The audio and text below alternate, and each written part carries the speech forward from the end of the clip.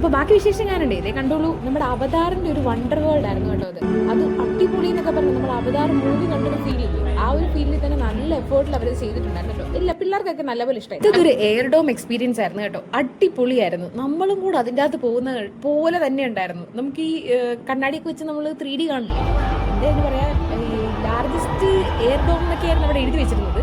അപ്പോൾ അതായിരുന്നു സംഭവം. നല്ല എക്സൈറ്റഡ് ആയിട്ട് ഭയങ്കര ക്യൂരിയസ് ആയിട്ടൊക്കെ പിള്ളേർ കാണത്തില്ലേ.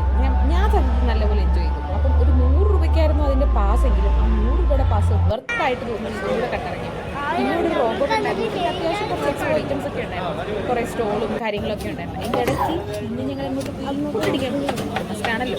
ഫുഡടിക്കാൻ പോയത് വേറെ എവിടെയല്ല, നമ്മുടെ ആലപ്പുഴയിൽ ഇപ്പോൾ ട്രെൻഡിങ് ആയിട്ട് ഓടിക്കൊണ്ടിരിക്കുന്ന ഒരു തട്ടുകടയിലാണ്.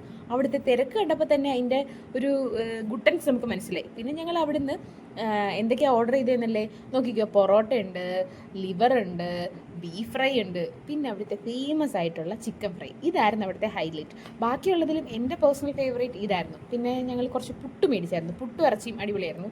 അതുപോലെ പൊറോട്ടയും കൊള്ളായിരുന്നു. എല്ലാം നല്ല വേറൊരു ടേസ്റ്റ്. നമ്മുടെ ഒരു വീട്ടിലൊക്കെ വെക്കുന്ന അമ്മമാരും ചേച്ചിമാരും ഒക്കെ വെക്കുന്ന ആ ഒരു ടേസ്റ്റ്. ചേച്ചിമാരുടെ തട്ടുകടയെന്നോ അങ്ങനത്തെ സംതിങ് എങ്ങാണ്ടാണ് പേര്.